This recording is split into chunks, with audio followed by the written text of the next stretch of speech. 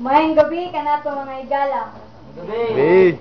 Nagapasalamat ako kay naata diri karon pagpaminaw sa mga maayong balita. Pasensya lang kay wala kay ko naanad ani nga aktibidades. Ang akong teksto nga pagadalon karon makita sa Revelation 14 verse 12. Nagaingon didto nga remain faithful to Jesus. Nako i-share kaninyo nga usa ka story nga naka-inspire ka nako. Hinaot nga ma-inspire pud mo ani nga story. Kini siya nga story is between a man and a dog. Ang ngalan sa iro mao si Hachiko. Kini si Hachiko, kini nga iro ay kini si Hachiko, kini iyang amo, suod kay ni sila nga managigala. Tagabuntang, si Hachiko kuyugan niya iyang amo dito sa estasyonan sa tren.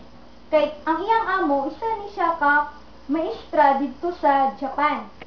Then kuyugan niya den tagagabi kini pud si Hachiko magtagad sa estasyonan sa tren aron pagpaabot sa iyang amo kay kuyugan na pud niya pagpauli sa ilang balay. But isa na ka adlaw naay nahitabo nga wala magdahom si Hachiko. Samtang nagtrabaho na iyang amo dito sa eskwelahan, diatake na dito heart attack kayo namatay. Nya kini si Hachiko wala siya kalibutan nga namatay ang amo. So pagkagabi nagtagad siya dito sa estasyonan sa tren.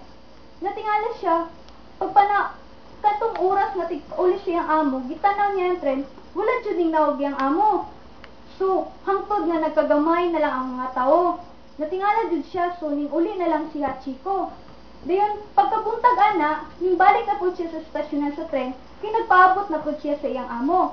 Kini yang binuhatan, naabot ni ulo ka tuig nga pagpaabot dito sa estasyonan sa tren, kinagpaabot siya sa iyang amo. Then hangtod siya namatay dito siya sa estasyonan sa tren kay nagpaabot siya sa iyang amo.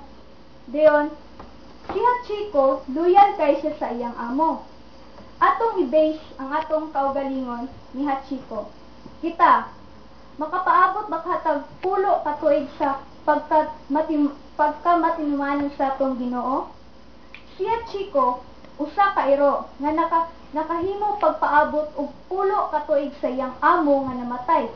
Kita pakaha nga nagpaabot ta sa buhi nato nga kabalot buhi natong manluluwas na si Ginoong Hesus. Karong gabi una, binan tamo og pamutana sa inyong kaugalingon.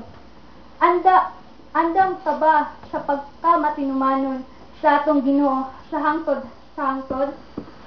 Karong mga panahon na daghan kay mga pagsulay nga mahitabo sa atong kinabuhi. Pagsulay sa atong pagtuo, sa atong kaugalingon. But isa lang ka text sa Bible ang akong ibutang sa inyong hunahuna. Remain faithful to Jesus. Revelation 14 verse 12. Og maura ka na dalay ganun. Amen.